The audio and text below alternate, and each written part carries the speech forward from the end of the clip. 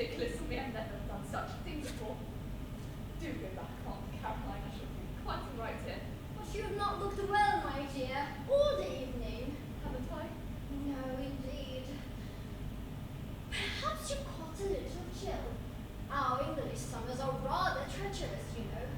Not like the hot suns of Italy. So delightful, I always think. Italy. Oh, I know, my child. You must miss your own country, sadly. Never. Eh? Never, never. I hated Italy. It's like heaven to be here in England with kind people. That's really very sweet of you to say that, my dear. I'm sure you all tried to make you feel happy and at home. But it would be only natural for you to feel homesick sometimes. And then with no mother. Please do not speak of my mother. Of course, dear. I didn't mean to upset you. Shall I get you some smelling salts? Thank you. But I've got some very nice ones, colored pink and in the most charming little bottle. Very pungent.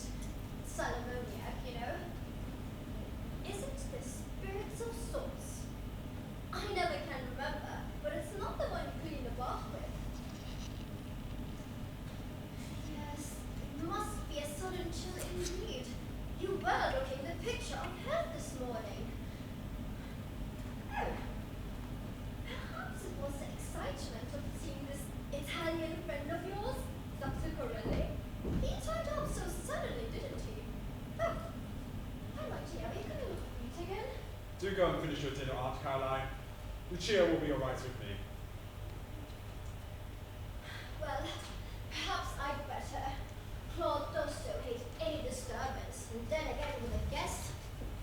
As I was just saying, dear, what a very strange thing it was that Dr. Corley should not turn up in the way he did, and with no idea that you were in this part of the world. It must have been a great surprise to you, my dear. It was. The world is such a small place. Your friend is a very handsome man, Lucia. Do you think so? Foreign looking, of course, but distinctly handsome. He speaks English very well. Yes. And you had absolutely no idea that he was in this part of the world. None whatever. It must have been a delightful surprise. Indeed. Did you know him well in Italy, my dear? Was he a great friend of yours? It's never a friend. I see. Just an acquaintance. I do think foreigners inclined to be a little pushing. I don't mean you, of course, my dear. You're half English. In fact, quite English now, eh, Richard? Well, if you're sure I can't do anything more, dear. Oh no. All right. Take care of her. I thought she'd never go. Matter. But she is so kind, Richard. Oh, of course. Sure there's nothing I can do for you? Nothing, really. Thank you, Richard. Do go back to the dining room. No, I'll stay with you. But I'd rather be alone. Cushion's all right? Would you like another one under your heads? I am quite comfortable as I am. It would be nice to have some air, though. Could you open a window?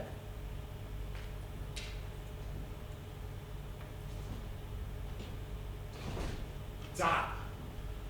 The governor's gone and locked in one of those patent catches of his. You can't open it without the key. Well, it doesn't matter. Wonderful fellow, the governor. Always inventing something. Yes, he must have made a lot of money out of his experiments. Hot of it. But it isn't the money that appeals to him. They're all the same, these scientists, always on the track of something utterly impracticable which can be of no earthly interest to anybody but themselves, or man in the atom. But all the same, he is a great man, your father. I suppose he is one of the leading scientists of the day. He can't see any point of view except his own, though. He treated me damn badly. keeps you here, a prisoner? Why did he make you give up the army and come live here? He thought I could help him in his work, I suppose. He ought to have known I could be no earthly use to him in that way. Haven't got the brains. My God, Lucia. It makes one feel pretty desperate sometimes.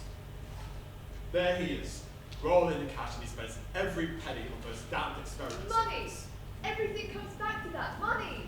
I'm like a fly, tied up in a spider's web, helpless. Richard, so am I. I want to get out. I want to get out. Richard, take me away from this place before it's too late. Away where? Anywhere. Anywhere in the world. But away from this house.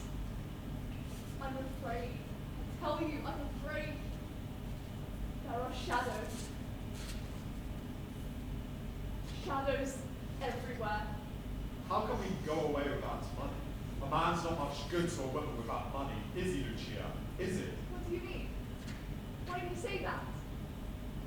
There's something different tonight. What's wrong? Well, it's nothing really. My dear. Richard? Do you think I'm quite a fool? Do you think I didn't see this old friend of yours slip a note into your hand tonight? Wait, Why did you come out from dinner? You weren't feeling faith, that was all a pretense. You wanted to be alone with your precious notes. You couldn't wait. You were nearly mad with impatience because you couldn't get rid of us. First Aunt Caroline, then me. Oh, Richard, it's absurd. You can't possibly think I care for Corelli. My dear, it's you. Nobody but you. What is in that note? Nothing. Nothing at all. Then show it to me. I can't. I've destroyed it. No, you haven't. Show it to me. Richard, can't you trust me? I can take it from you by force. I am out of mine. No. I suppose there are some things one can't do, but my God, have it out for Corelli. Richard, you can't do that. You can't do that. Vic, you can't do that. You're afraid for your lover? Not my lover. Perhaps he isn't yet. Perhaps. Oh, there you are, Lucia. Feeling any better now? Yes, thank you, darling. Oh, any glad tidings to Richard, eh? Barbara! Accidents will happen. I cannot think what girls are coming to. They know everything, they say everything. I think Victorians are too marvellous. That's believing the babies were found under cushion bushes. I think it's sweet. Oh, my dear, you know, I really am worried about you. You're all so good and kind to me. No one was ever kind to me before I came here. It's been wonderful. I know what you mean, dear. Living abroad all your life, most unsuitable for a young girl. Although, the dear Italian ladies are delightful in the early spring. Oh, don't cry. I think what Lucia needs is a good stiff drink. This is an awful house, years behind time. You never see the ghost of a cocktail in it. I say to Whistle with all Lucia around in no time, you know. Barbara, what is this Satan's whisker? Equal parts of brandy and cranberry malt, and don't forget the red pepper. I disapprove of these alcoholic stimulants. My dear father always said that. I don't know what he said, but everybody knows dear Uncle AmDram was a three-bottle kind of man. Well, gentlemen are different. They had it okay in those days. Now, how do we look? Oh goodness. Oh, really, Babs? I do wish you wouldn't put quite so much of that red stuff on your lips. It's really such a bright color. 7 and 6. I beg your pardon? Kiss break. I know, of course, that lips are apt to chafe if one has been out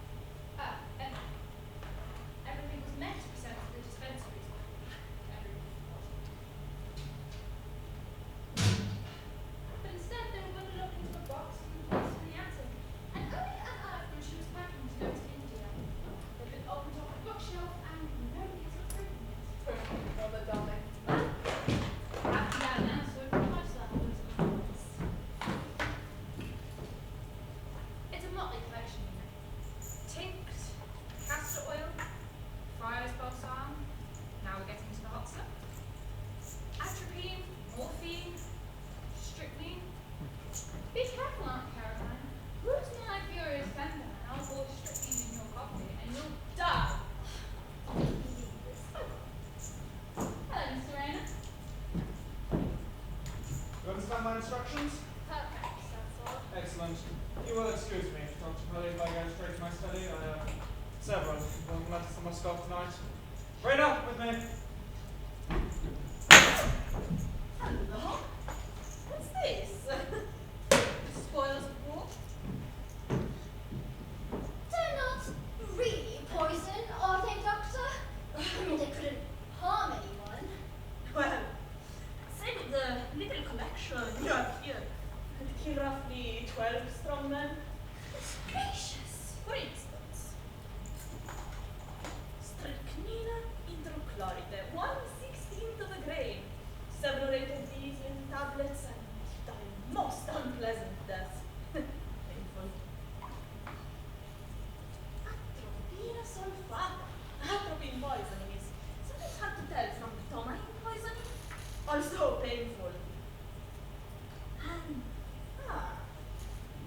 hyoscine hydrobromide, 1/100th of a grain. Doesn't look very potent, does it? But half of these white tablets and no pain, just a swift, dreamless sleep and no awakening. Swift, You make my flesh creep, Doctor. I suppose you know a lot about poisons, being Italian. dear lady, you're going to mention the Borgias. Lucrezia Borgia, that dreadful creature. I used to have nightmares about her when I was a child. Very tall and pale. Bleached blonde hair. Like a dear Lucia. Prezza Borgia.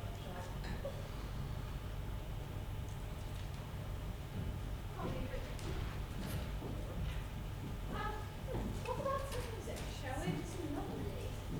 And just the record. Yes, this one would be quite nice.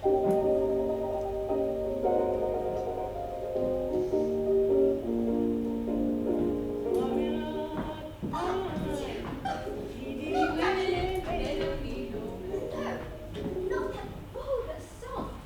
How did it get in here? Why not a nice mellow record? Or Handel's Largo. That's not Caroline. It's so old-fashioned. It is a lovely song.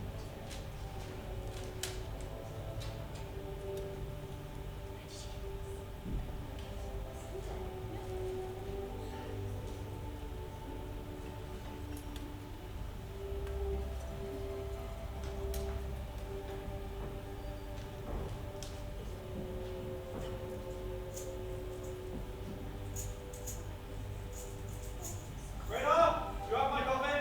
Yes, sir. Come on out. Bring you your coffee. Oh, and Marshall. Went by the morning post, sir. Radar! Yes, sir. Sorry, sir.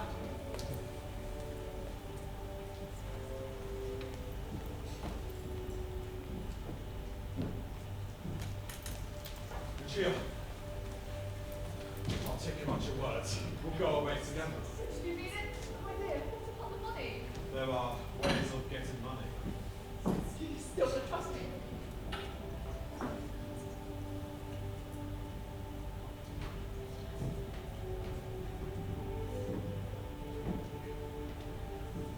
Some plans, Serena. In a minute, when I've taken Sir Floyd's coffee. Miss Serena, you just taken off the wrong cup. That isn't Sergeant's coffee. Sorry. That one is Sergeant's.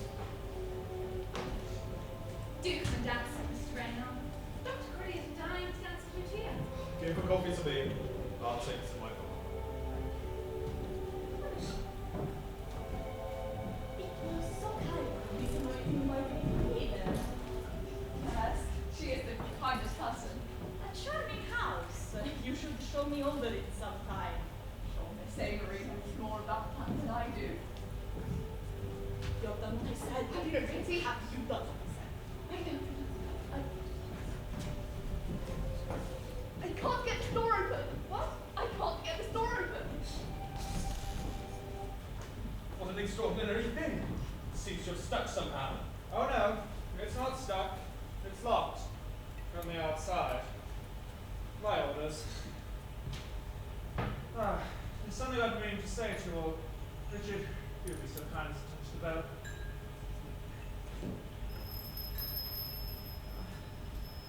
Now then, shall we all sit down?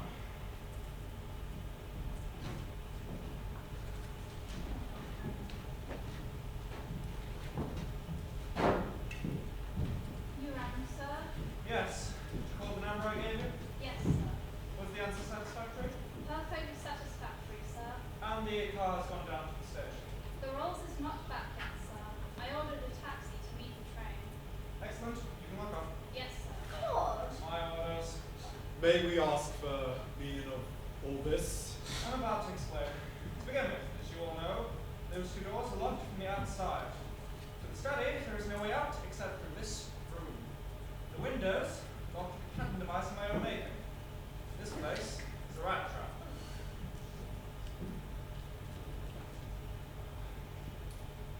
Somewhere in my pocket. It is now 10 minutes to 9. 9 o'clock precisely. The rat catcher will arrive. A rat catcher? A detective. Yes. I assume the name out of the things. This coffee is very bitter. What detective? His name is Hercule Poirot. He is a villain. But why? Why send for him? Ah, now we come to the point. For some time past, as most of you know, I have been engaged in atomic research. I've made the discovery of a new explosive. Its force is such that everything hitherto attempted in that line of work will be made child's play beside it. Most of you know this already. I did not know. I'm much interested to hear of this. Indeed, Dr. Crowley. As I was saying, the force of Amorite, as I call it, is such that where we have hitherto killed by thousands, we can now kill by hundreds of How thousands. horrible. Truth is never horrible, only interesting. But why all this? Because the formula, written on an ordinary sheet of notepaper and enclosed in a nice little envelope, was taken from my study, my safe, in there, just before dinner, by someone in this room. I'm in the habit of being sure of my facts. 20 minutes past 7 exactly, I placed the formula in the safe. As I left the study, Raynor entered it. Sir Lord, Raynor remained working in the study for some time until Dr. Crowley was announced. After greeting him, he left Crowley alone in the study to let Lucia know. I protest. Raynor, however, did not get any farther than the doorway of this room, where he met my sister Caroline, Barbara. The three of them remained in this room for some time. Dr. Crowley joined them. Crowley, Barbara, and Caroline were the only two members of the party who did not enter the study. Your statement of information is not quite correct, Uncle. You see, Aunt Caroline actually sent me to say for a stand interview. Richard came down next, strolled into the study by himself, and remained there for some minutes. My God, Father, you don't suspect. That paper was worth a lot of money. And I'm in debt, you mean? As Richard reappeared, Lucia came in. And it was announced she was no longer with us. I found her in the study, standing by the safe. Father! Standing by the safe! She told me she did not feel very well and seemed quite agitated.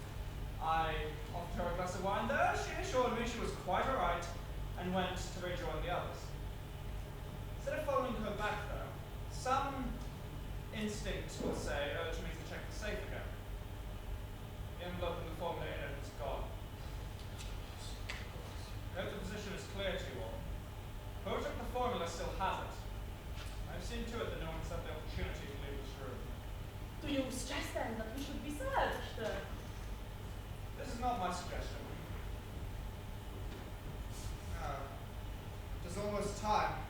Hercule Poirot has arrived at Market Cleave.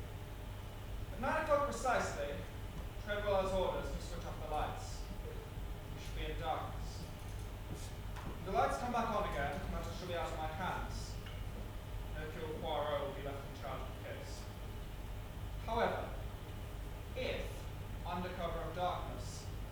formula is placed here, then I will inform the detective that I made a mistake, and that I no longer have need of his services. That's an outrageous suggestion. Let us all be searched. I'm willing. So am I. And I. But if we must, we must. No, Richard. Your fast time is best. Well, Richard? I agree. The taste of that coffee is still in my mouth. It's too dramatic, Claude. Put some more sugar in.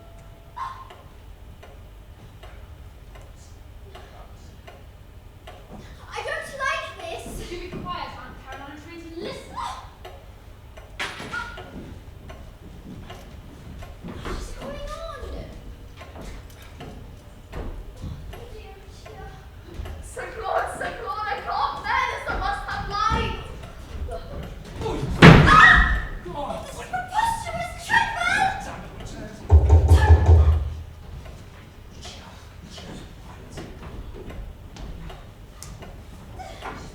Trevor, turn on the lights!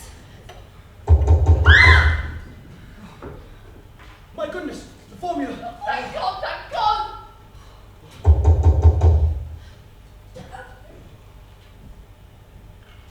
Hercule Poirot, at your service. Monsieur Poirot. Sir Claude, not too young. His son, perhaps? My colleague, Captain Hastings. I'm sorry, Monsieur Poirot, but I fear we've brought you down here under a misapprehension.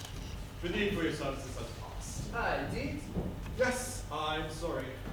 Too bad for dragging you down. Your fees, of course, I mean, that'll be alright. I comprehend perfectly. But for the moment, it is not money that interests me.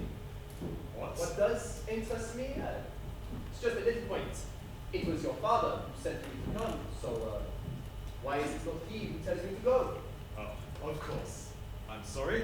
Father, please tell Monsieur Poirot we have no need for his services. Father.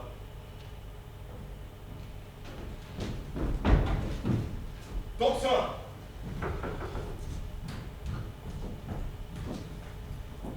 Yes, I fear, very much fear. What do you fear? But Sir Claude has sent me too late, mademoiselle. So he is a doctor, eh? Yes, but only an Italian one. Ah, me, I'm a detective. But only a Belgian one. He's dead. Oh, God! What was it? Heart failure? I suppose so. Monsieur Poirot, Madame, you must stay. You must not let them send you away. you wish me to remain, madame? Yes, yes. It's not perfect, your wife, perfectly. There's nothing wrong with it at all. Mr. Amory, I would suggest that we send for your father's own physician. Very well.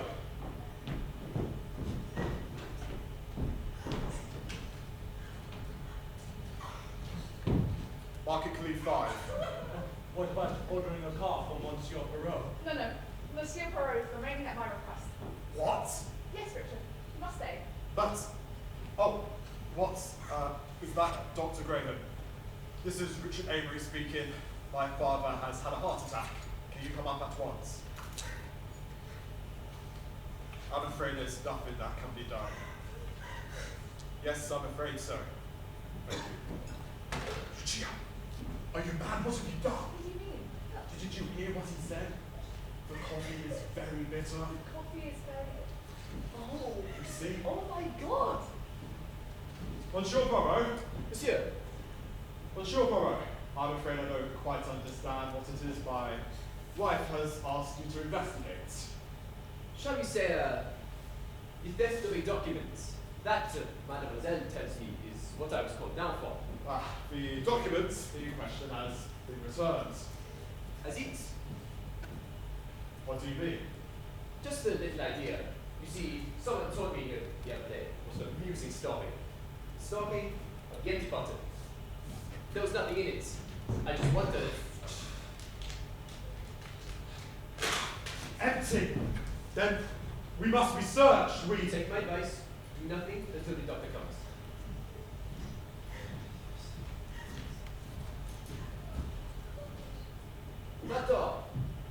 to go? For study. I see. Bien, monsieur.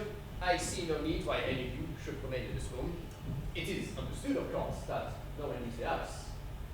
I will be responsible for that. That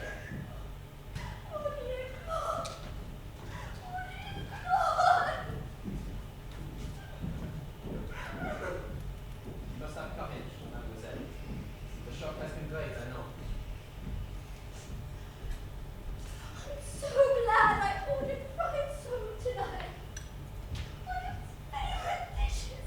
Yes, yes then. Be a comfort to you.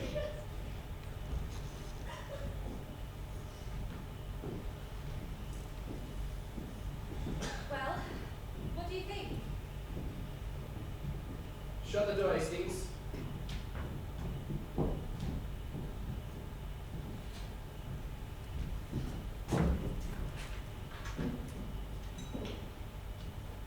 What have you found? A key. It looks to me as though it may be the key to a safe. I observed the safe in the study. Will you have the goodness, Hastings, to try and tell me if it fits?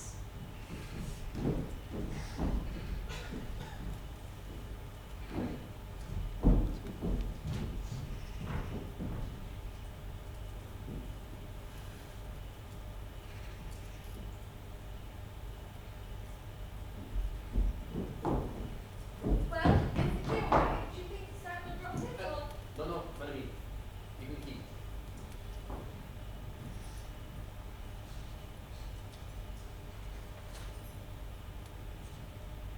This is a duplicate.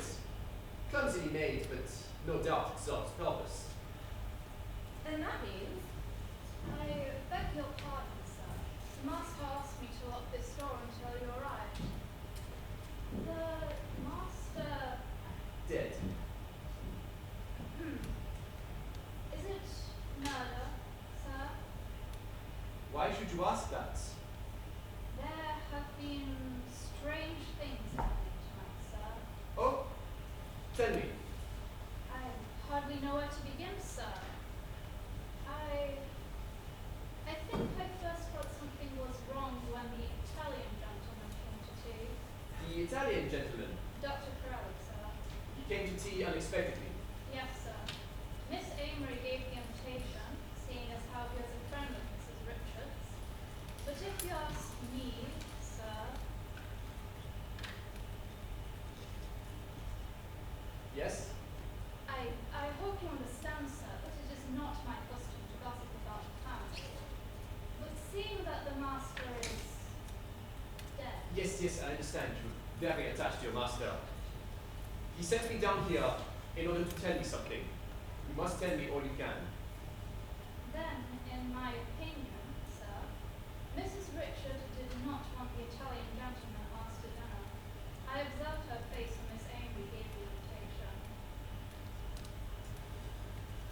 What is your own impression of Dr. Corelli? Dr. Corelli, sir, is not one of those. You felt it odd, his coming to the house in the way he did? Yes, sir. It wasn't natural, somehow. And it was after his coming that the trouble began. The master telling me to send for you and giving me orders about the doors. Mrs. Richard, too, hasn't been herself all the evening. She had to leave the dinner table. Mr. Richard, he was very upset about it. She had to leave the dinner table. Did she come in here? Yes, sir. I wonder. One of the ladies left her bag, I see. That is Mrs. Richard, sir. Yes, I saw her leave it here just before she left the room. Just before she left the room, huh? I'm curious. About locking the door, sir. The master told me. Yes, yes, we must hear all about it. We will be in there. Yes, I shall remain here. No, no, come with us. Don't you think it better? I need your cooperation, my friend.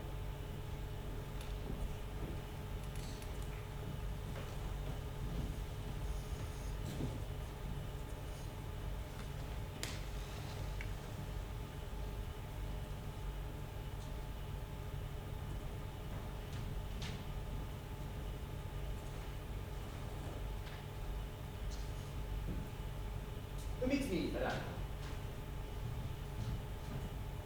I couldn't get the bag. Ah, yes. Let's see. Where did I see one? Over here.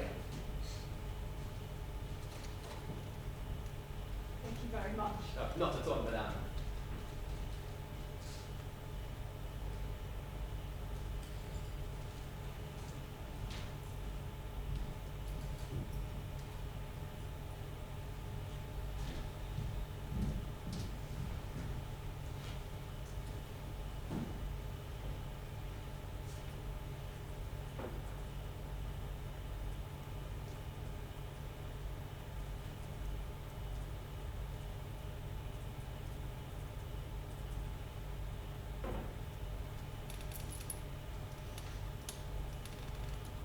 One, two, three, four, five, six.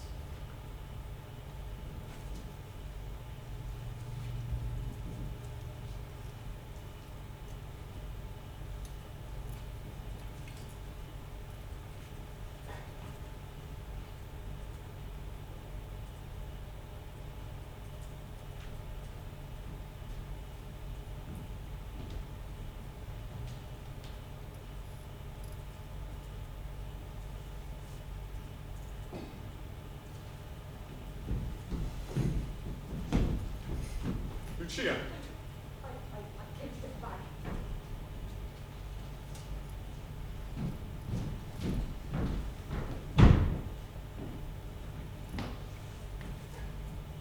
ah, Dr. Graham, this is Monsieur Poirot.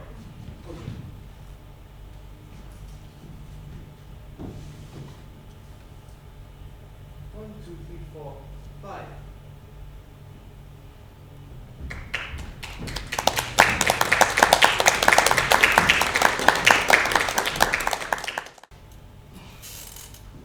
Well, that's about everything, I think.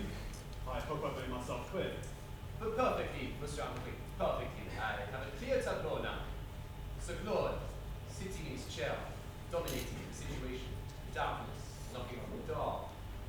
Yes, it is a dramatic scene. Then that is all. Not quite, monsieur. What happened earlier in the evening? Earlier in the evening? Yes, after dinner. Oh, that, there's not much to tell. My father and Raina went straight into the study. The rest of us were in here. And you did what? Oh, just talks. We had the gramophone on most of the time. Nothing took place that strikes you as worth Well, recording? nothing whatever. When was the coffee served? Immediately after dinner. Did the butler hand it round, or did he leave it here to be poured out? I really can't remember. You all take coffee? All except Raina. And Sir Claude was taken to him in his study. I suppose so. Are all these details really necessary? I apologize. It is just that I am so anxious to get the whole picture in my mind's eye. And we do want to get this precious formula back. Do we not? I suppose so. Huh? Oh, of course, of course. Now then, when did Sir Claude come into this room from the study? Right as they were trying to get that door open. They? Raina and Corelli. Who wanted it open? My wife, she hadn't been feeling well all evening. La pauvre dame. I hope she's feeling better this morning. There are one or two things I urgently desire to ask her. I'm afraid that's quite impossible. Lucia's not up to seeing anybody or answering any questions. In any case, there's nothing that she can tell you which I couldn't.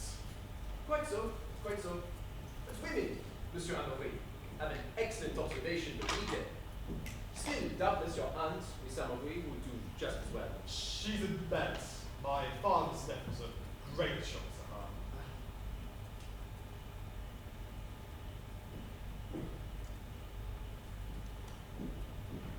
Let's have some air. It's very hot in here. You are like all the English. The good open air. You will not leave it in the open. No, it must be brought inside the house. You don't mind? Me? No, I have adopted all the English habits. Everywhere I go, I am taken for an Englishman. But, pardon me, Monsieur Henri, that window appears locked by some rather ingenious device. Ah, an invention of my father's. The key to it is on this bunch, which I have here.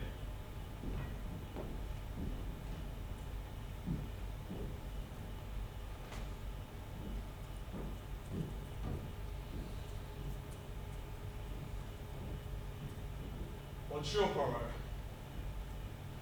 I won't beat around the bush.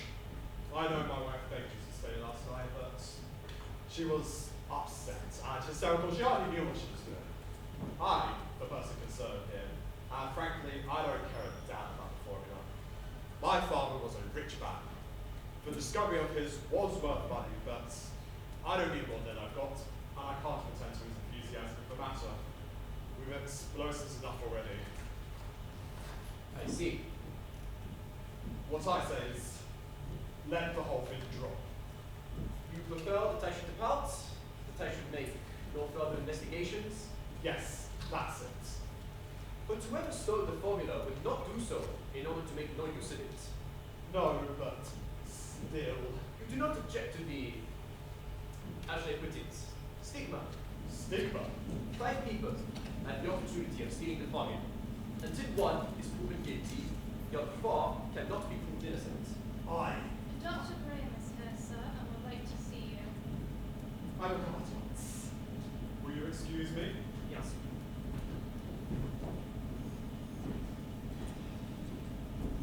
Poison! Huh? Poison! How dramatic is my friend Hastings? How brilliantly she leads to conclusions. Come on now, Poirot. You can't put me off that way. You can't pretend the old baby died of heart disease. It leaps to the eye. I must say, that Richard Emery can't be a very bright sort of lad. The possibility didn't even seem to occur to him. You think not? I saw it all right last night when Dr. Graham said that there couldn't be a certificate and that there would have to be an autopsy. It is the result of the autopsy that he comes to announce this morning. We shall know in a few minutes.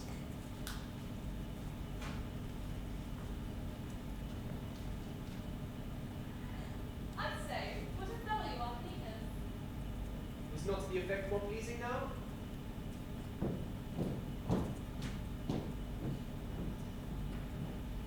I'll say that it wasn't me before. Well, the symmetry, it is everything.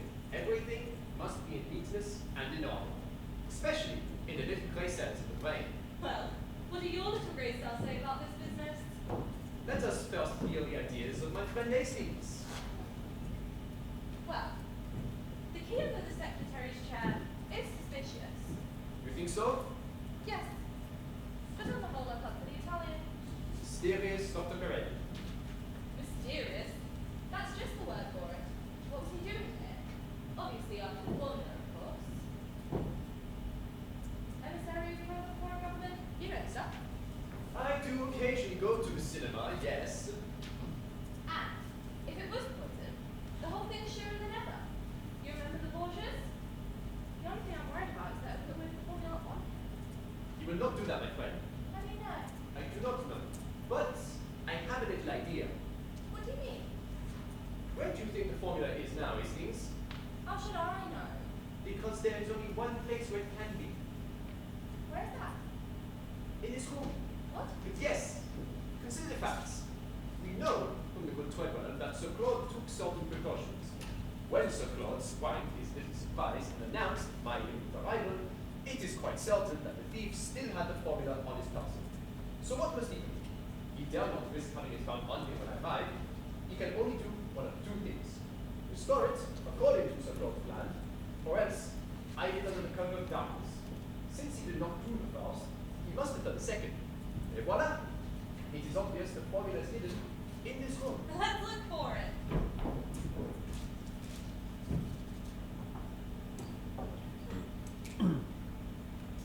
That amuses you, my friend. Then by all means. But there is one who can find it better than you can. Hey, the person who really found the... You mean That sooner or later, the thief will try to recapture his booty. That one or more of us must remain on guard.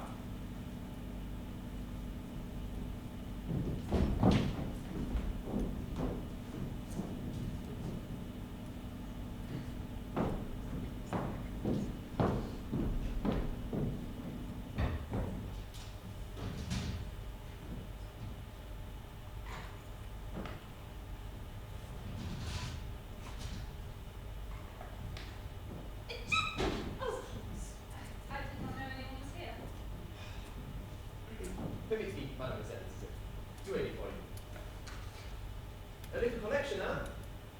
eggs, seashells. Much more prosaic than that, Monsieur Poirot. Pills and powders. But surely one so young, so full of health and vigor has no need of these bagatelles. Oh, no, they're not for me. They're for Lucia. She quite help this morning. Ah, the poor madame. She sent you for these then? Yes. I tried to give her some aspirin, but she wanted some real dope. I said I'd bring up the whole outfit. That is no. No one will hear. Yes, well, do you know what it is in a place like this? Bus.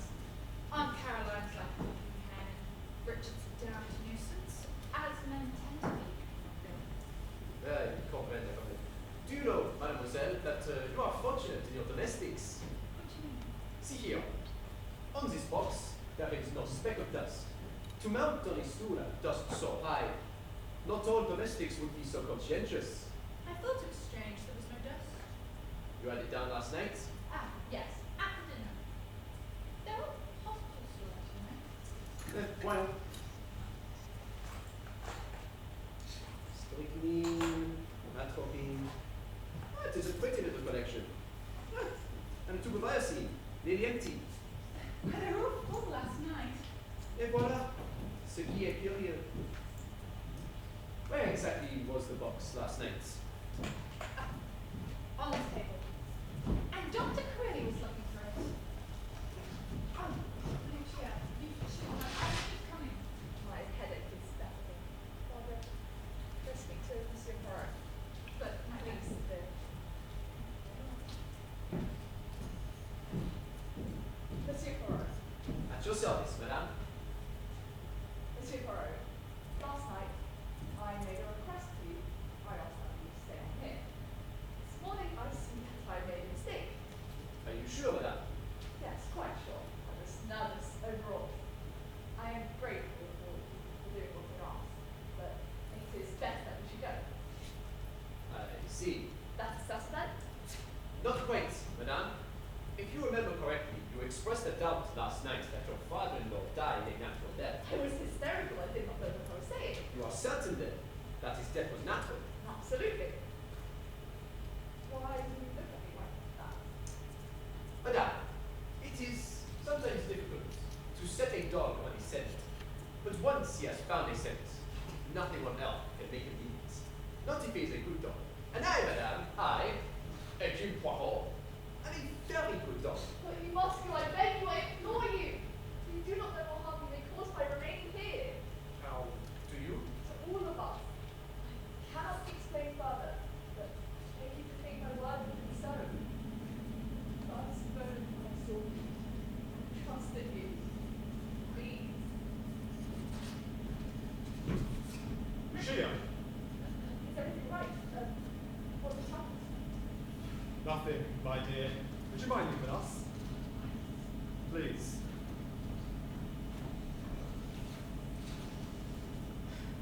I'm afraid this is bad business, Monsieur Poirot. Yes, Poisoning was due to a powerful vegetable alkaloid. such as iocine. Exactly. This means, The police. my God, can't you possibly hush it up? My dear Richard, believe me, nobody can be more pained and grieved at this horrible calamity than I am. Especially as under the circumstances, it does not seem likely that the poison was self-administered. But, what are we to do? I've notified the coroner. The inquest will be tomorrow at King's Arms. And the police? I've notified them immediately. No time should be lost in such matters. God. Richard, I know this is of a terrible shock to you, but do you feel equal to answering a couple of questions? What would you like to know? First, what food and drink did your father have last night? Let's see.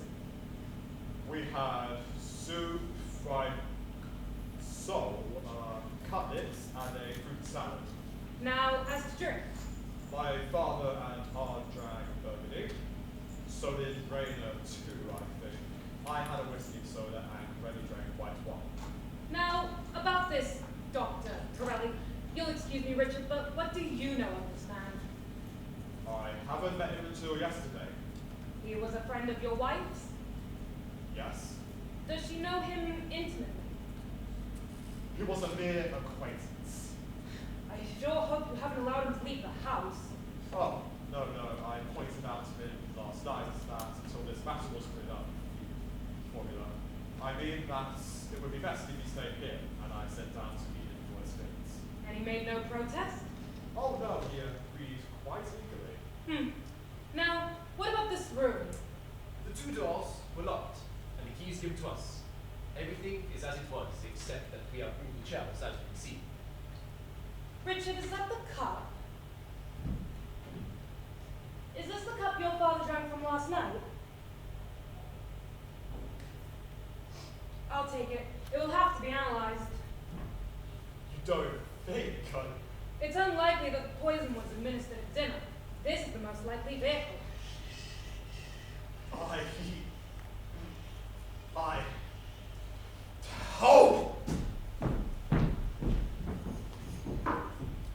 I don't wonder Richard Avery is upset. The papers will make most of this man's friendship with his wife. And mud sticks, Monsieur Poirot, mud sticks. Poor lady. She was probably wholly innocent. This foreigner comes along whom nobody knows. An Italian, no less? Yes. Sir Claude's invention was valuable. This foreigner comes along whom nobody knows, the Italian. Sir Claude is mysteriously poisoned. Ah, yes. Borgias. I beg your pardon? Nothing.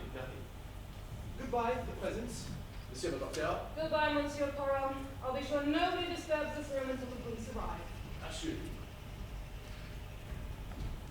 You know, I shouldn't like to be in this house. And now, to work. What are you going to do now? We are going to introduce Cesare Borgia. You rang, sir. Will you ask the Italian gentleman, Dr. Corendi, if he would be good enough to give me a few moments? Yes, sir. Yes.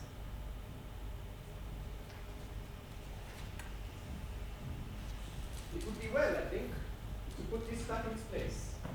Let us avoid things be neat and orderly. That old cry. But there's more to it, isn't there? Eh, Poirot? Go on. You don't want to scare Corelli. Who did the handling of those drugs? He did.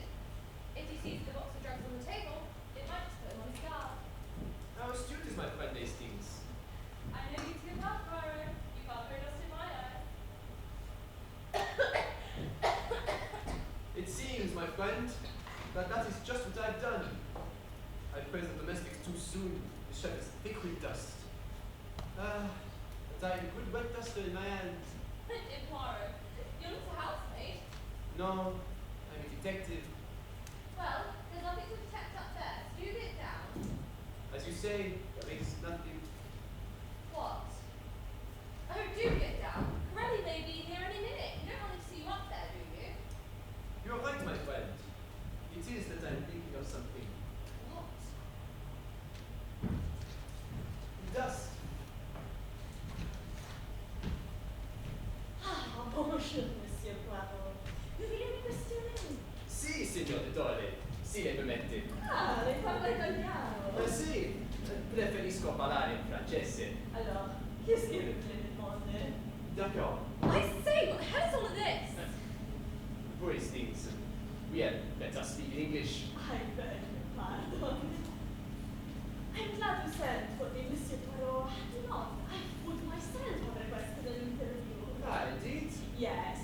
As it happens, I have business of an urgent nature I must attend to in London. Ah, I quite appreciated the position last night.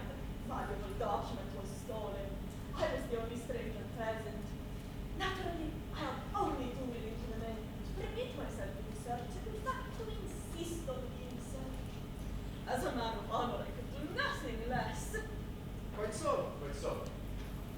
But today, Today is different. I have, as I say, urgent business. and you wish to take your departure. Exactly. It seems most reasonable, does it not, Hastings? A word from you to Mr. Amari. I would like to avoid any disposal, Monsieur le Docteur, and in return, perhaps you can assist me with one of the details. Certainly, I should be charmed. Madame Amory was an old friend of yours, was she not? A very old friend. It was such a delightful surprise to come across her so unexpectedly in such an out-of-the-way way. Unexpectedly, you say? Quite unexpectedly. Quite unexpectedly. Fancy that. You are interested in the latest discoveries of science? Certainly, I am a doctor. But that is not quite enough. A new vaccine, way, new cure, all these, yes? But a new explosive, that is not quite the doctor's province. Science should be interesting to us all. It's the triumph of man over nature. He brings secrets from her in spite of her bitter opposition. It is admirable what you say there. It is poetic. But, as my friend Hastings reminded me just now, I am only a detective. I appreciate things from a practical standpoint. This discovery of Sir Claude's, it was worth money, huh? Possibly, I had not given that side of the matter much thought. You are evidently a man of lofty principles, and also probably a man of means. Traveling, for instance, is an expensive hobby, One should see the world one lives in. and the people who live in it. Curious people, some of them. The thief, for instance. What a curious mentality must have. As you say, most curious. And the blackmailer. Huh? I said, the blackmailer. But we are wandering from our point, the death of Sir Claude Amory. The death of Sir Claude Amory? Yes, he was poisoned, you know. Ah, That does not surprise you? no, frankly, I had suspected as much last night. You see, the matter has become much more serious. You will not be able to leave the house today, Dr. Carendi. To connect his death to the stealing of the formula. Certainly. Do not you? Is there nobody in this house who would benefit from the death of Sir Claude apart from any question of the formula? What does his death mean to the people of this house and his freedom, Monsieur Poirot? Freedom. And as you say before, money. The old gentleman was a tyrant, and apart from his beloved research, he was a miser. Did you observe all this last night, Monsieur le Docteur? What if I do? I have eyes, I can see. At least 3 people in this house would benefit from his death. But that is of no concern to us now. I am indeed vexed that I cannot make my appointment in London. I am desolated, Monsieur le Docteur. But what can I do? You have no further need of me. No. For the moment, no. I will tell you one thing more, Monsieur Poirot. There are women whom it is dangerous to drive too far.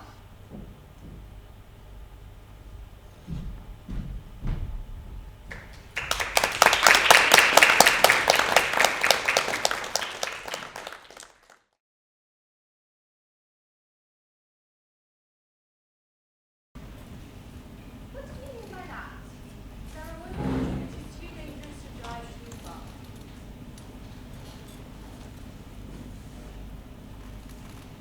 Ring the bell once more, Hastings.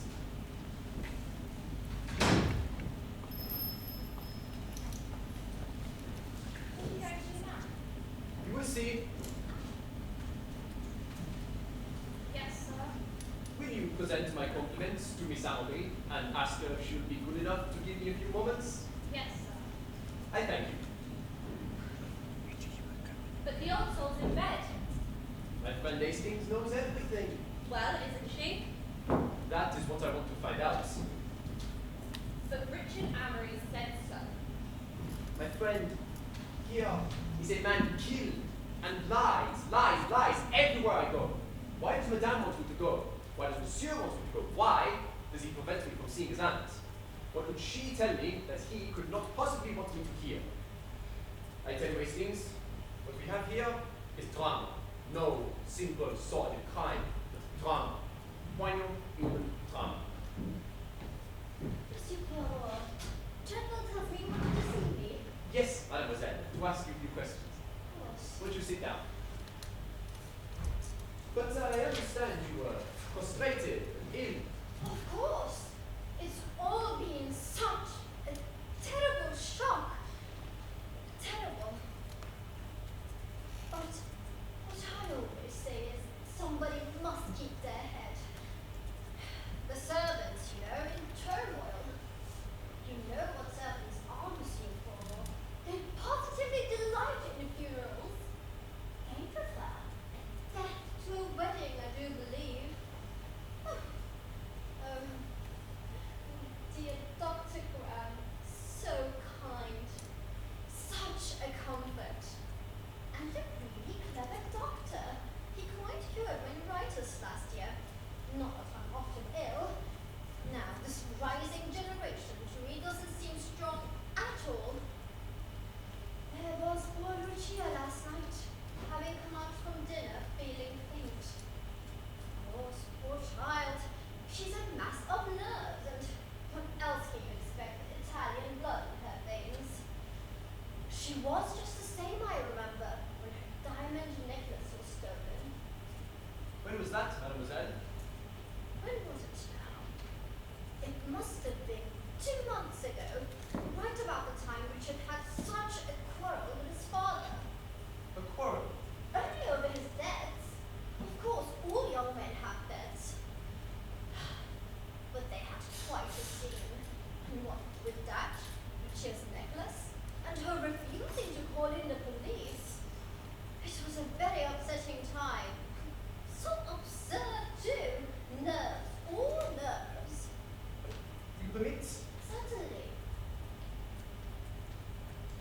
Surely it's a very unusual thing for a young and beautiful woman to take the loss of her jewels so calmly.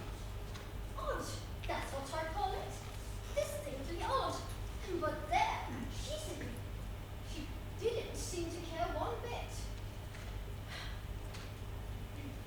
But here I am, gossiping on about things which couldn't possibly interest you.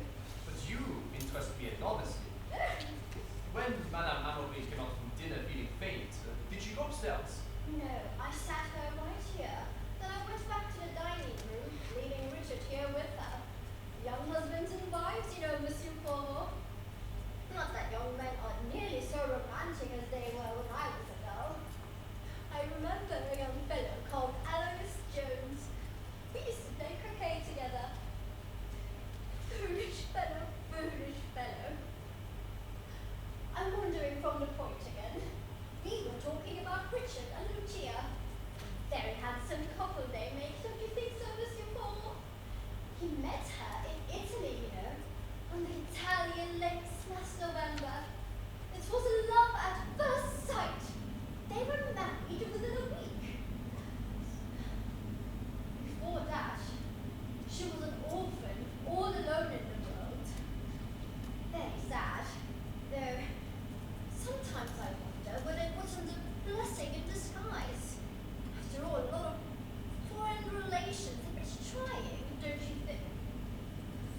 I'm sorry. Not at all, not at all. It is so different in your case, Monsieur Paul. Le brave Belge, as we used to say during the war. I understand that Porton Trunks is a relic of the war. Yes, You had it down last night, did you not? yes it did. How did it come about? How did it now? Yes, I wished I had some sal volatile, and then Barbara got it down, and then a gentleman came in and Dr. Corelli frightened me to death with the things he said. About drugs. He looked through them, I suppose? Yes, and he held one up, one with the most innocent name, bromide, I think, which I've often taken for seasickness, and said it would kill 12 strong men. Iocene hydrobromide? I beg your pardon? Iocene hydrobromide. Why, yes, that was exactly the name. How clever of you. And then Lucia screamed and called out to Sir Claude. Then a knocking came about the door. When did this happen, mademoiselle? That was after a blackout. I'm getting my times wrong. Don't worry. Allow me. Mademoiselle, I want to try a little experiment in in which I should like a cooperation. Were you sitting last night when the lights went out? Oh, just right here. Then stay there once again to be something so good. Now, I want you to make a strong effort to the imagination, mademoiselle. Close your eyes, please. It is fine. Now, imagine you are back again where you were last night. It is dark. You can see nothing, but you can hear. Throw yourself back. No, mademoiselle. Throw your mind back. Oh, my bad. Tell me what you hear in those moments of darkness. Gasps. A lot of little gasps. And then a noise of a chair falling and a metallic kind of chink. Like this? I beg your pardon? Like this. Why, yes, that's exactly the sound. How curious. Continue, mademoiselle. Pray. Well, that's when Lucia called out to Sir Claude. And that's when the knocking happened as well. That is all? You are sure? Of course. No. Wait a minute. Right at the beginning, there was a curious noise. Like tearing of silk. Somebody's dress, I suppose. Whose dress? Well, it must have been Lucia's. Barbara was standing by me right here. That is curious. And that really is all. May I open my eyes now? Yes, of course. Now, who poured out Sir Claude's coffee? Was it you? No, Lucia did. When was that? It must have been right after we were talking about those dreadful drugs. Did she take you to Sir Claude in the study? No. No? No. It was on the table beside her own. I remember that because Mr. Rayner was carrying the cup to Sir Claude. And then she called him and said he had the wrong cup. Which was really very silly because they were both exactly the same. Black without sugar. So Monsieur Rayner took the coffee to Sir Claude. Yeah. No. Richard did. Monsieur Henri took this coffee to his father? Yes. I see. What had he been doing just before that? Dancing? No. He was packing away the drugs, you know, putting them all back in the box, kindly. Did Sir Claude drink his coffee in the study? No. He came in here with it in his hands. I remember he complained about the taste. Said it was bitter. Which was, I assure you, Mr. Paul, it was the very best coffee. A special mixture I ordered myself from Army and Navy stores, and I made sure that it was... Sorry, am I interrupting? I wanted to speak to Monsieur Perrault, but I can come back later. Not at all, not at all. I have finished putting this poor lady upon the rack. I'm afraid I haven't been able to tell you anything useful. You have told me a great deal, mademoiselle. More than you know, perhaps. So marvelous. I've always been told I'm a keen observer. Yes, mademoiselle, we can all see that. Now then, Monsieur Rayner, let me hear what you have to tell me. Mr. Avery just told me the news. This is the most extraordinary business, monsieur. It has come as a shock to you? I had no idea. Have you ever seen this before, Monsieur Rayner? Why, looks rather like a key to Sir Claude's safe. But I understand from Mr. Avery that that's still his proper place on his chain. Yes, this is a duplicate. It was found lying on the floor beside the chair you occupied last night. Well, if it was I who stole it, you are wrong. I believe you. And now, let us get to work, Monsieur Rayner. You were Sir Claude's confidential secretary, were you not? Yes. Then you knew a lot about his work. Yes, I have a certain amount of scientific training, and I occasionally helped him out in his research. Do you know anything that can shed light upon this unfortunate affair? Only this. I opened and sorted all of Sir Claude's correspondences. This came in 2 days ago. You are nourishing a viper in your bosom. Bosom? Beware of Selma Goetz and her brood. Your secret is known, be on your guard. Signed, The Watcher. It's very picturesque and romantic tastings, you'll enjoy this. Now, What I want to know is, who is Selma Ghost? The greatest international spy ever known, and a very beautiful woman. She has worked for France, for Italy, for Germany, lately I believe for Russia. Yes, she's a great woman, Selma Goetz. Sorry, was? She is dead. She died in Genoa last November. Then this whole thing is a hoax. I wonder. Beware of Selma Goetz and her world. Selma Goetz left behind a daughter of Monsieur Bader, a very beautiful girl. Since her mother's death, she has disappeared completely. I wonder. Well, Mrs. Avery's Italian maid. She brought her over from Italy with her. Could she possibly be his daughter? Victoria Spezia, very pretty girl. that is an idea, that. I'll send it to you at once. No, a little minute. Above all, you must not alarm her. Let me speak to Madame Amory first. She will be able to tell me all about this girl. Perhaps you're right. I'll fetch her. That's it. Cracking the maid, working in collusion, or a foreign government. Don't you agree, Poirot? I said, cracking the maid, working together.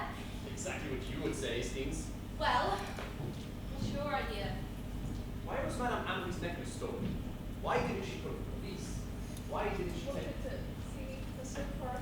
Yes, Madame, to ask you a few questions. Would you sit down? My friend, the garden outside that window, very fine. Eh? But yes, observe the beauties of nature, Stevens. Do not lose this opportunity to observe the beauties of nature. It is about my maid, is it not? So Mr. Rain said. I'm sure she's a very good girl. Nothing wrong with her at all. Madame, it is not about a maid that I wish to speak with you. But Mr. Rain has I said. let him think so for reasons of my own. Well, what is it then? Madame, you said a very pretty thing to me today. You said that when you first saw me, you said you trusted me. Well, Well, Madame, trust me. You have youth, beauty, aggravation, love, all the things a woman wants and craves. But there is one thing you lack. A father confessor. Let Papa Poirot offer himself the post.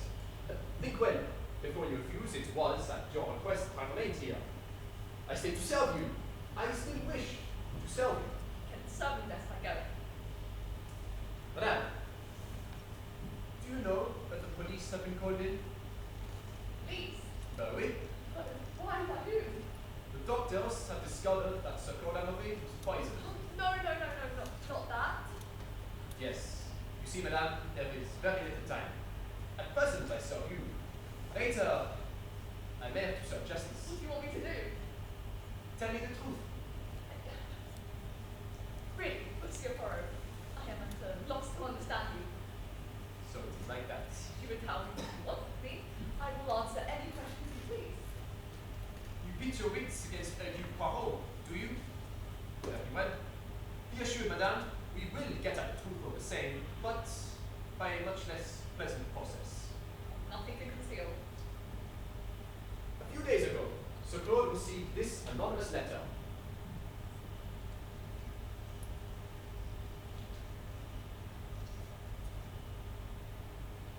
Well, what's of it? Have you ever heard the name Selma Goetz? No, who's she? She died in Genoa last November. Indeed. Perhaps you met her there. I think you did. Who's the legend of my life? Then if anyone were to say they had They seen would her. have been mistaken. But I understand, Madame. You met your husband in Genoa. Did he say so? How stupid of him. We met at Canabria. Then the woman you were with in I Genoa. was never in Genoa. Yes, pardon. Of course, you said so just now. Yet, it is odd. What is odd? I will tell you a little history, Madame. I have a friend who does the photography for certain London journals. He takes snapshots of the contesses as they bathe themselves in the Lido, that sort of thing. Last November, my friend finds himself in Genoa, and he recognizes a very notorious lady, the Baronne de Gier. She calls herself a minute, and she is the chère of a very noted diplomat. The world talks, but that does not concern the lady.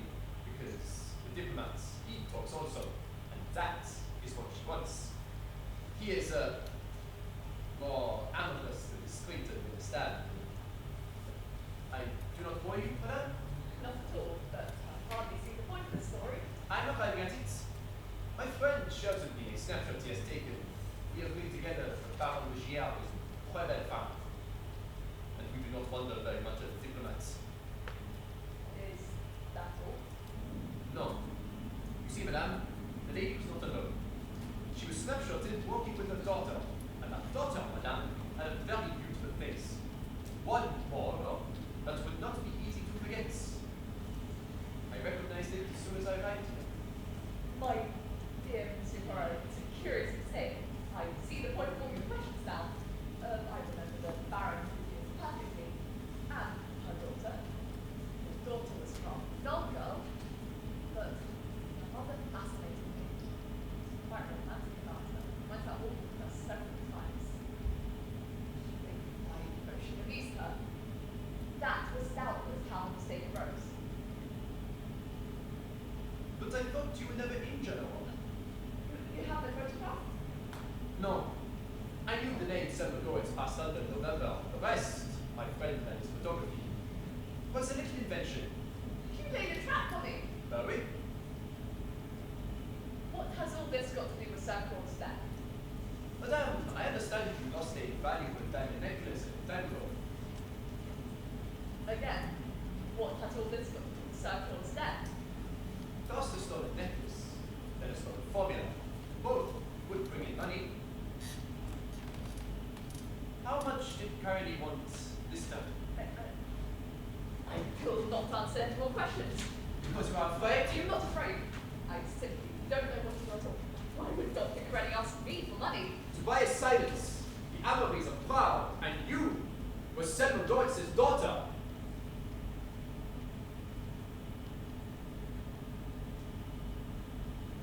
Does Richard know?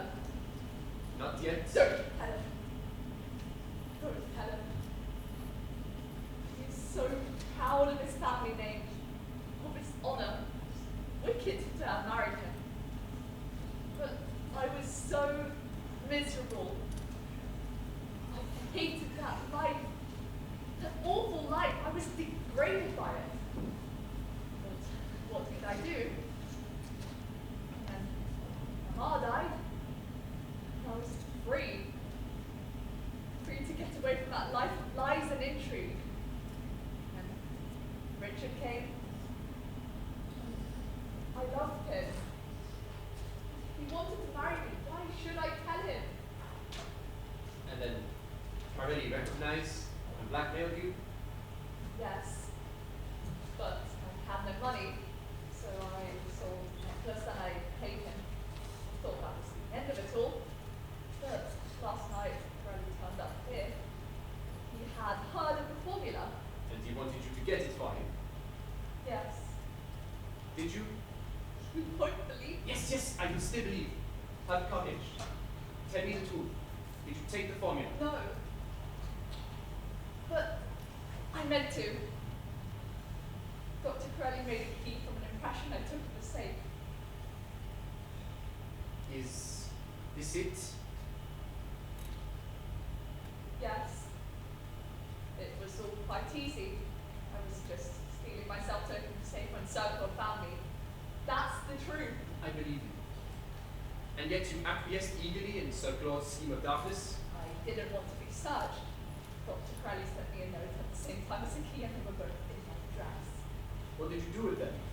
When the lights went out, I threw the key as far from me as I could. Over there. And the note? I didn't know what to do with it, so I slipped it between the leaves of a book.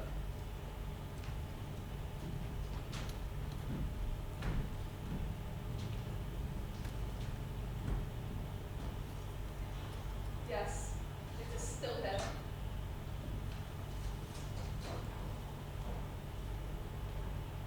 If you would like it. No, madame. It is yours.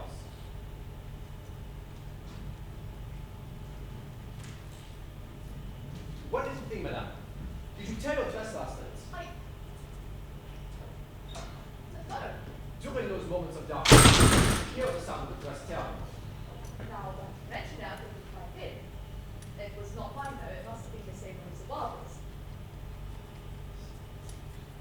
Well, we will not worry about it now. Let us pass on to something else. Who poured out Sir Claude's coffee last night? I did. And you put it down on the table beside your own. Yes. Into which cup did you put the IOC, madame? How do you know? It's my business to know things. Into which cup, madame?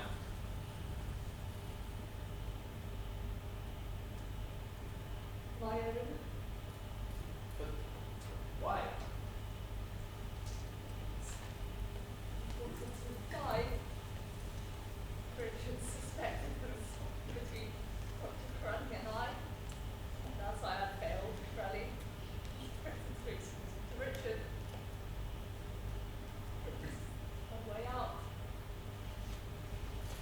The only way out. Swift, dreamless sleep. No awakening. That's what he said. Who said that? Crowley. I begin to see. I begin to see. This is your cup then? A full cup, untasted? Yes. What made you change your mind about drinking it? Richard came to me, said he would take me away abroad. That he would get the money somehow. Gave me back home. Listen, madame. They took away the cup that was beside Sir Claude's chair this morning. Yes. They tested it, Yes. and they would find nothing. Oh, of course. That is right, huh? Why are you looking at me like that? You're frightening me. I said they took away the cup that was beside Sir Claude's chair this morning. But supposing they had taken away the cup that was beside his chair last night,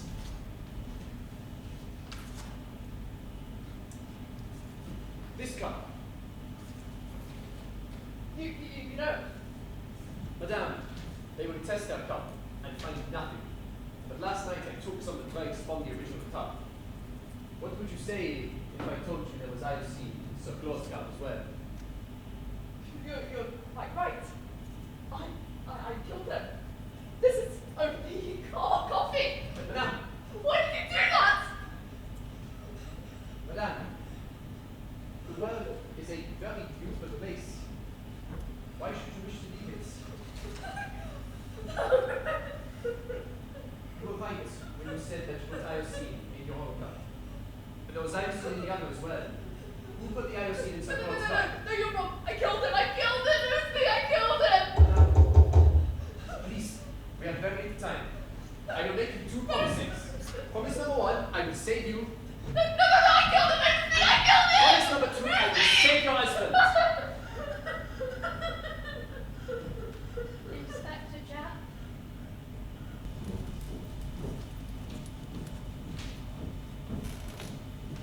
You know, Cora, it's good to see you again. Long time since we met. Welsh case, wasn't it? You could have knocked me down with a feather when I came in 10 minutes ago and saw your funny old mug. My mug? Your face, I mean. Well, what about working on this together? My good Jack, you know my little weaknesses. Secret old beggar, aren't you? That Mrs. Avery you were talking to when I came in, she's a good looker.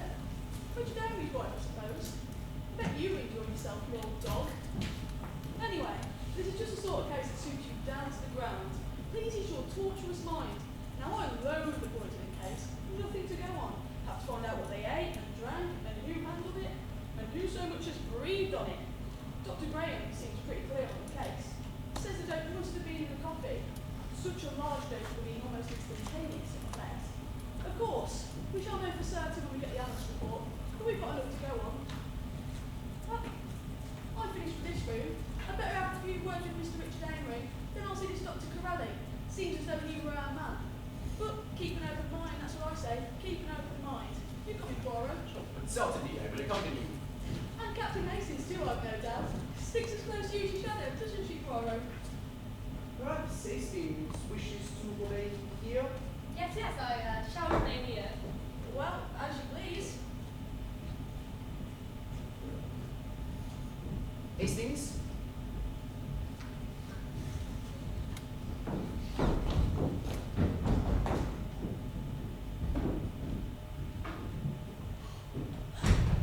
What has grown upon us? Is it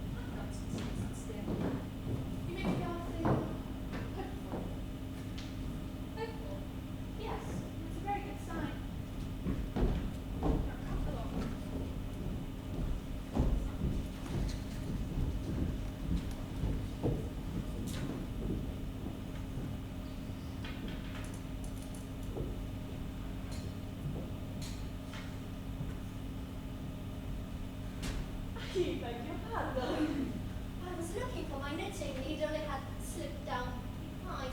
Are you leaving us? Oh, I feel I have trespassed on your hospitality. Well, if you feel like that, then I'll call the cops. Oh, no, these are arranged. Oh, but you've had to bring down your suitcase yourself. The servants really demoralized. Completely demoralized. They cannot concentrate. They can't keep their hands. Very cool. So curious, isn't it? Indeed. You are catching the 12:15. Yes. You mustn't run it too fine and not travel with us. If there is time, I think. I wonder if I might telephone. Certainly. I think your niece was looking for you. Dear Barbara, sweet girl. She has rather a sad life here. Too dull for a young girl. Well, I suppose things will change now. Not that I haven't done all I could, but what a girl needs is a little gaiety, and all the beeswax in the world will make up for that. Beeswax. Yes, beeswax. Or is it Beemax? The vitamins, you know, what it says on the tin. A and B and C and D and all of them except the one that keeps you from having very. And really, living in this country, there is no need for that. It comes, I believe, from polishing the rice in native countries. So interesting. I made Miss Arena take one this morning. It was looking rather pale, poor young fellow. I tried to make Lucia take it, but she wouldn't. And to think, I was strictly forbidden from having caramels because of the beeswax in it. Beemax. Ah, times change, times change. Your niece is calling you. Calling me? Yes, you're not here. No. You must have keen ears, Dr. Corelli. Not that my hearing's bad. Thank you. All the Amories have keen hearing. My father kept his faculties in the most remarkable way. He could read at 80 cut glasses. Oh. Thank you. A remarkable man, Dr. Corelli, my father. He used to sleep in a four-poster feather bed with the window to his room never opened. The night air, he used to say, was most injurious. Unfortunately, for an attack of gout, a hospital nurse insisted on the window being opened at the top, and then he died from it. I do not care for hospital nurses, Dr. Corelli. They gossip about their cases, drink far too much tea, and always upset the servants. Oh, Very true. Very true. thank you so much.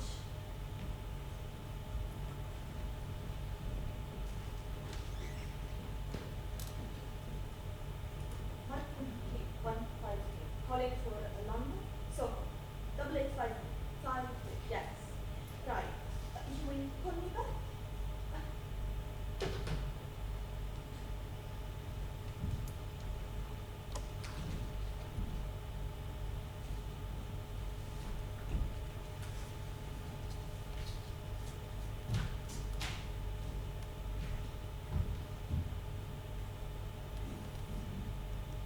Oh. Hey, didn't see you there. I'm waiting for a call. Ah, When did the inspector come? no. She came around 20 minutes ago. See ya. Only in the distance. Scotland Yard woman happened to be in the neighborhood clearing up some other case. That was a piece of luck, eh? Wasn't it?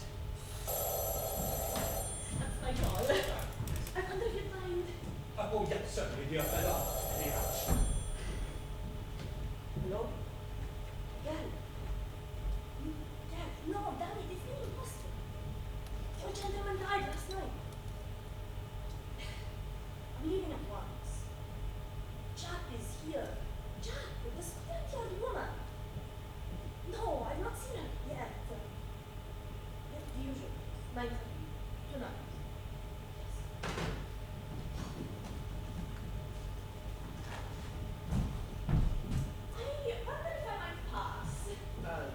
Impossible.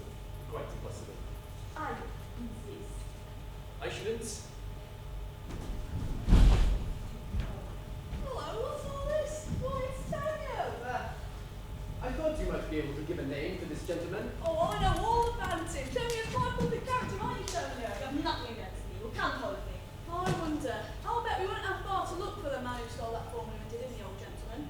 And, as he's only making a getaway, I shouldn't be surprised if he's got the goods on him this minute. I agree with you. Well, Nothing. I am disappointed. you think yourself is very clever, do you not? I could tell you. You could, perhaps, but it would be very unwise. What do you mean? Poirot's quite right. You better keep your mouth shut. Johnson! Round up the whole family for me, will you? I want them all here. Yes, ma'am. I protest! No one's there yet. Don't squeal. Don't go away, Mr. Poirot. No, I'm here.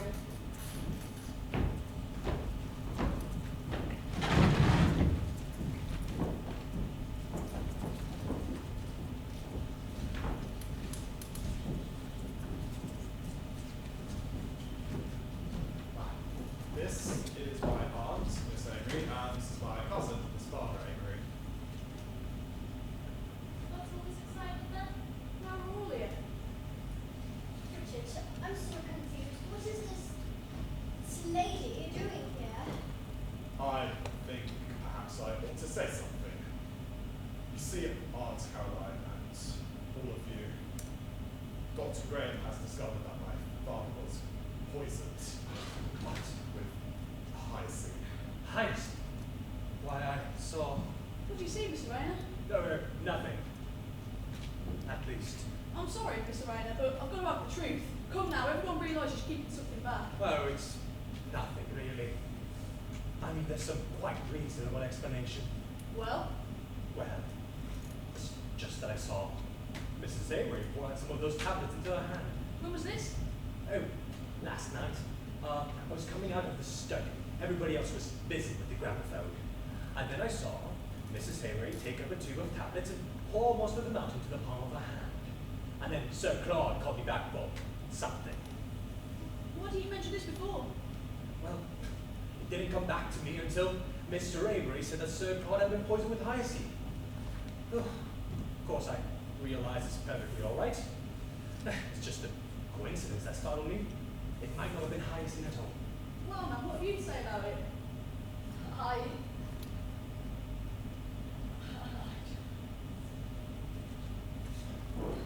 wanted something to make me sleep. You say she put you all into the tube? Oh, yes, at least it seems so to me. You wouldn't have wanted all that to make you sleep. Only 1 or 2 tablets. What did you do with the rest? I can't remember. You see, Inspector, there is your murderess. You shall have the proof. Inspector, that woman sent it for me. She was going to steal the fund. She wanted to sell it to me. We know that was things in the past. Well, that's not much for the mission. We knew as much already. What have you to say about it? I am not It's your going. police, sir. Look at that woman. You do not know who she is. I do. She is Selma Goetz's daughter. It's not true. It's not The true. daughter of one of the most infamous women the world has ever known. I'll break every bone in your body. Keep calm, sir. Keep calm. We've got to get to the bottom of this. Now then, Mrs. Amory.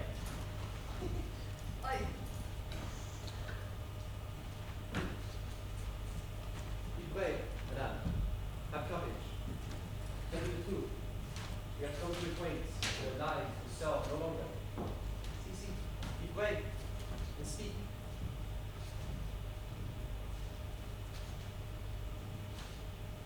It is true that I am Selma Goetz's daughter. It is not true that I asked that man to come in, offered to sell the formula. He came here to blackmail me. Blackmail.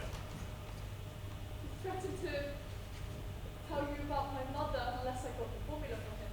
But I didn't do it. I think he stole it. He had the chance to. He was alone in that. And I see now that he wanted me to take the hyacinth and kill myself. myself so everyone would think it was I who stole paper. You must hypnotise me. Lucia! Inspector, I want to speak to you alone. Very well. Oh, my dear, I never really did like that man. Keep your orders. Listen, Mrs. Avery, and also Dr. Corelli. It's been open business, you understand? I understand. Sorry, Mr. Emery. Very sorry.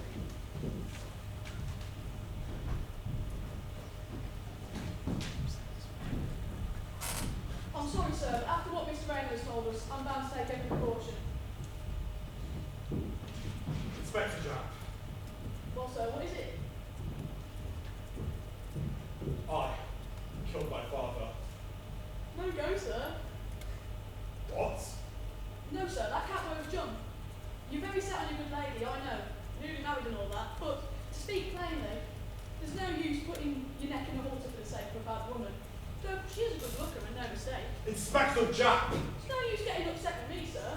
I've told you the plain truth without beating around the bush. And I've no doubt but that Mr. Poirot here will tell you the same. I'm sorry, sir, but duty's duty and murder's murder. That's all there is to it.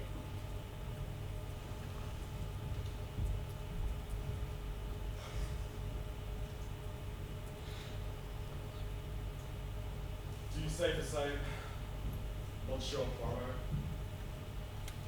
When did you first suspect your wife?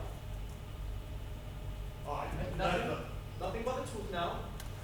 You suspected her before I arrived here. That is why you were so anxious to get rid of me. Do not deny it. It's impossible to deceive a cute Poirot. You are mistaken. Utterly mistaken. And yet, there is an equally good case against you. You handled the drugs, you poured out the coffee, you were short of cash and desperate to get it. Oh yes, anyone might be excused for suspecting you. Inspector Jack didn't agree with you. After all, Jack, she has the common sense. She's not a woman in love. A woman in love. Let me give you a lesson in the psychology.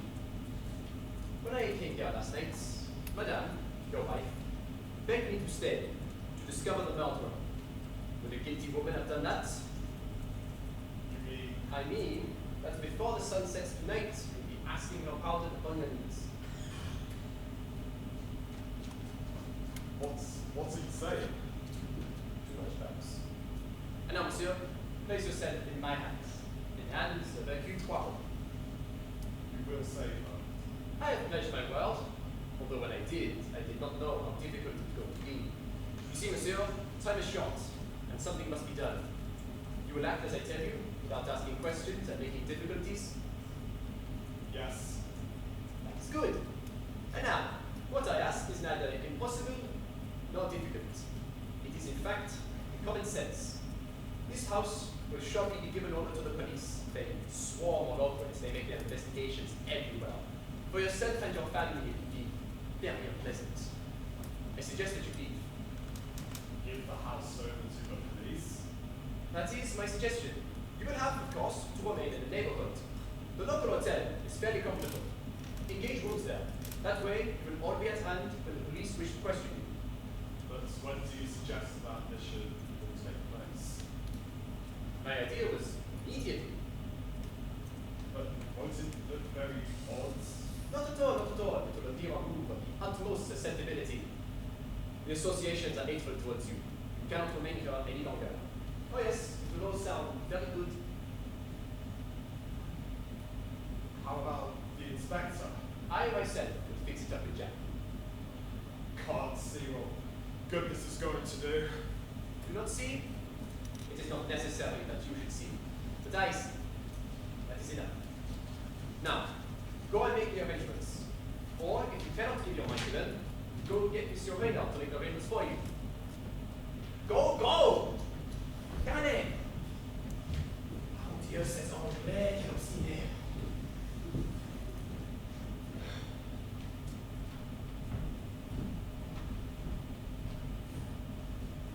Mademoiselle, Yes? you smell my colleague a little bit, yes? My pet? Yes. Of course. I thank you.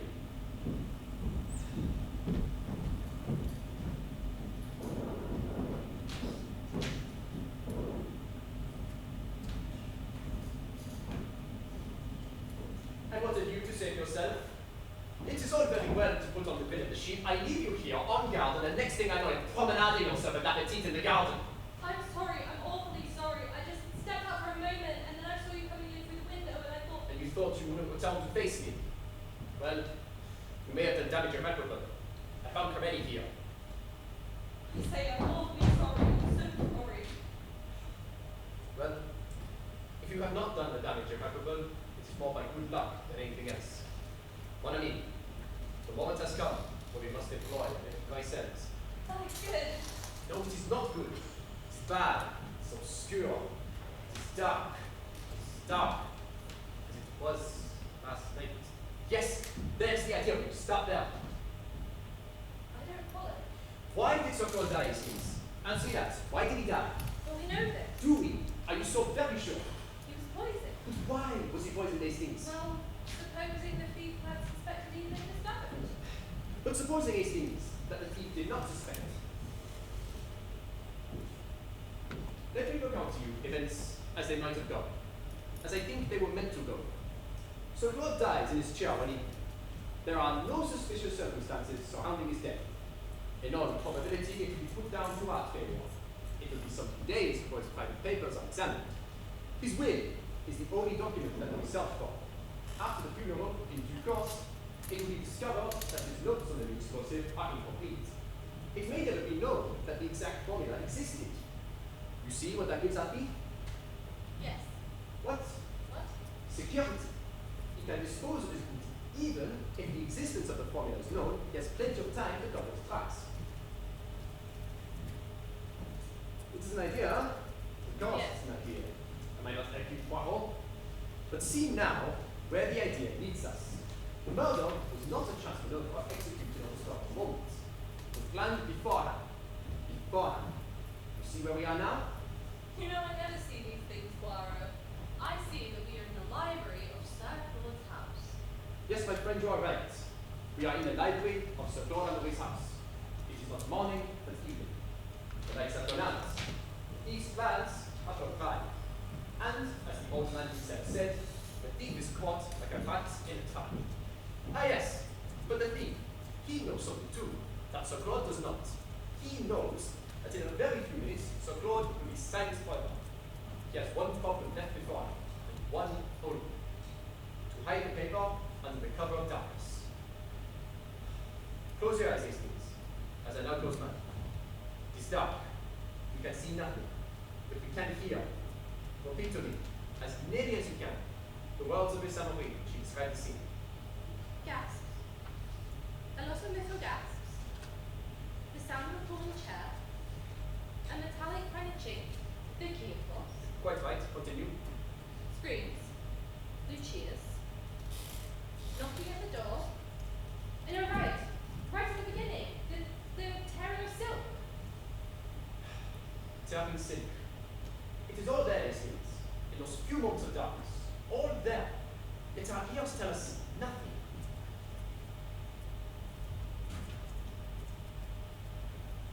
Could you stop? What's that you say? It is true, I remember straightening them a limited hour ago. Now it is necessary I straighten them again. Why, Hastings? Why? It's your little nature, I suppose. Tearing silk, no, Hastings. Sounds the same. Tearing paper.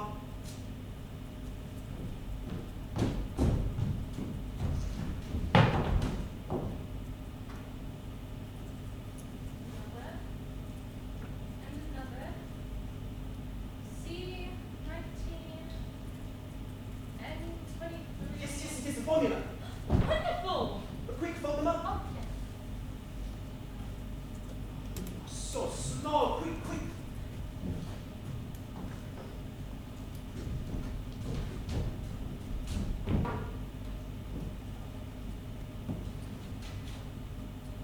It intrigues you what I do there, does it not? Tell me, Hastings, what is it that I have in this glass? Well, I spilled the book. No, man, I mean, it is cheese.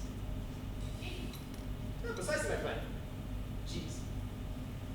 I say, Clara, you're quite right. You have hit your head on you. But what do you use cheese, my friend? I will tell you. You use it to bait a mousetrap. We now wait Mouse. And the mouse? Will come, my friend. Rest assured. I have sent him a little message. He will not fail to respond. There you are. Monsieur Burren, Captain Hastings also. Inspector Jack wants you both upstairs. We will be there at once. By the way, Monsieur Ring, you have no idea whether you saw Dr. Corelli in this room this morning, have you?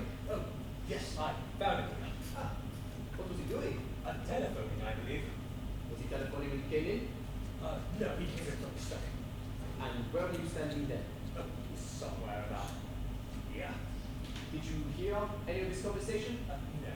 He made it perfectly clear he wanted me gone, so I cleared out. I see. Hastings?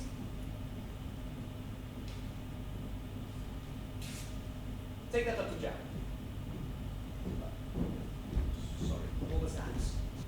I told Inspector Jack that I would be with her in a few minutes, and that I might be able to give her the name of the murderer. You know it? I think so. At last. Oh, not Mrs. Avery. No.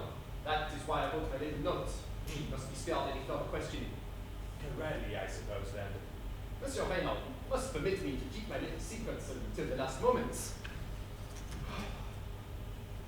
How hot it is today. Have a drink. Oh, you are very kind. I'll have a whiskey. Absolutely, of course.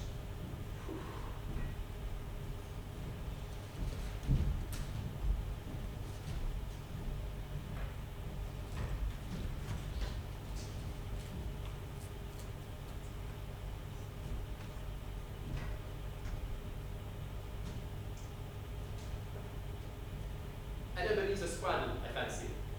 Is it? I don't know much about these things. Come and have a drink. Thank you.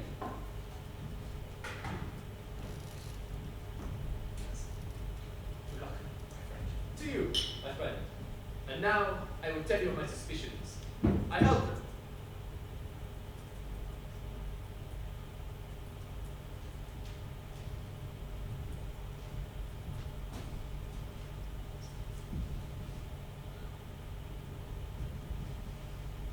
Surprising, I could have sworn I heard something.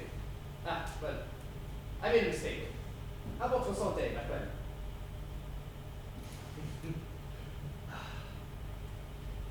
I beg your pardon? Nothing. A load of my mind is all. Do you know, Monsieur Reynard, I never get quite used to your English natural drink. The taste, it's makes me nuts. It's bitter. Mine was bitter. Now, I believe you wanted to tell me something now. Was I? Ah, yes. I was about to talk to you, Monsieur Reynard, about dust. Dust. Precisely, my friend. Dust. You see, I was talking to my friend Hastings a little while ago, and she said that I'm a detective and not an housemaid. She thought herself very spiritual, but I'm not so sure. The housemaid, what does she do? She explores all the dark corners of her home. She brings into the light of day all the things that are more conveniently out of sight. Does the detective not do much the same? Very interesting, Monsieur Perrin. But is that all you were intending to say? No. You did not throw dust in my eyes, Monsieur Reynard, because there was no dust. You understand? No. There was no dust on that box of drugs. Mademoiselle Barbara commented on the fact. But there should have been dust. That shed from which it comes is liquidate. It was then that I knew what? Knew that whoever stole the formula had the box down recently. That whoever poisoned Sir Claude would not have needed to go near the box last night, as he had already helped himself to all the poison he needed. But you did handle the coffee, Monsieur Reynard. Dear me, do you accuse me of the crime? Do you deny it? Oh, no, I don't deny it. Why should I? Really rather proud of the whole thing. You know, it ought to have gone off without a hitch. Sheer bad luck that made Sir Claude open the safe again. You know, he's never done such a thing before. You tell me all of this? Why not? You're so sympathetic. It's a pleasure to speak to you. Yes, things very nearly went wrong. That's what I pride myself on. Turning a failure into a success. To devise a hiding spot in the spur of the moment was really Rather creditable, don't you think? Oh, would you like me to tell you where the formula is now? I do not understand you. You made one little mistake, Monsieur Moreau. You underestimated my intelligence. I wasn't taken in just now by your ingenious red herring about poor old Corelli. A man with your brains can seriously think that Corelli, oh why, it won't bear to think about. You see, I'm playing for the big stakes here. That piece of paper delivered in the right quarter means £50,000 to me. Think what a man with my ability could do with £50,000. I do not like to think of it. Well, perhaps not. One has to allow a point of view. And it would not be so. I will denounce you. I hope that Your Moreau will do nothing. But you never even guessed. Even when you said the whiskey was bitter. See, I took several tubes of Hardee from that box. If anything, you've had slightly more than a case, Sir Claude. Hastings, Jack, oh, Hastings, do try to keep awake. Hercule Poirot. What's that? Oh, would you like me to tell you where the formula is hidden? Oh, sorry, you can't. Swept dreamless sleep with no awakening, as our dear friend Corelli put it.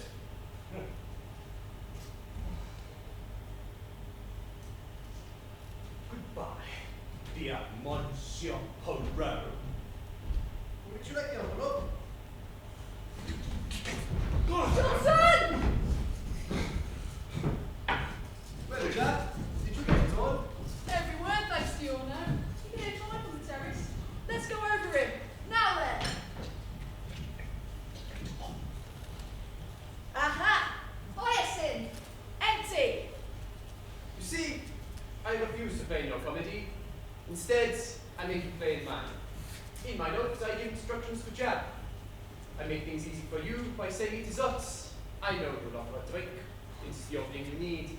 And from there, it is all so easy. You do this door, I do that. The good Jack, she is ready outside with a duplicate whiskey. I change glasses, and I'm back again. And so on with the comedy. Myself, I think I play my part rather well. I've been afraid of you ever since you entered this house. I've observed that you're intelligent. Edward Rayner, I arrest you for the willful murder of Sir Claude Amory, and I warn you that anything you say may be used in evidence.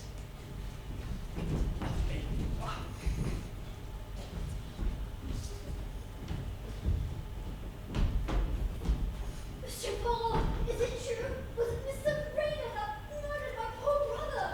I'm afraid so, mademoiselle. Oh, what a wickedness! You treated him like one of our own family. The beeswax and everything.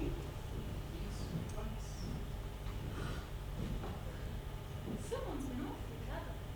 Inspector Jack? I will say for you, Poirot, you're the goods, and a gentleman as well. Is that true, or was it Monsieur Poirot? Mademoiselle, I cannot take all the credit. A lot of it belongs to my dear friend Hastings. She made multiple remarks of surprising brilliance, which allowed me to get put on the right track. If you can find her in the garden, I will tell you all about it.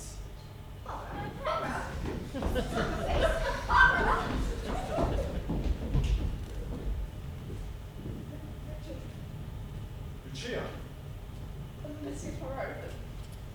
So, madame, it appears your troubles are over. Are they? You do not look quite happy yet. Should I be happy again? I should think so. Trust in your own power. Monsieur, I have the pleasure in restoring to you the formula. It can be pieced together as good as ever.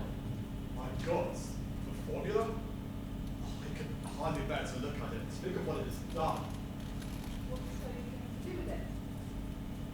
What would you do with it? Would you like it? It's yours. Do you like with it?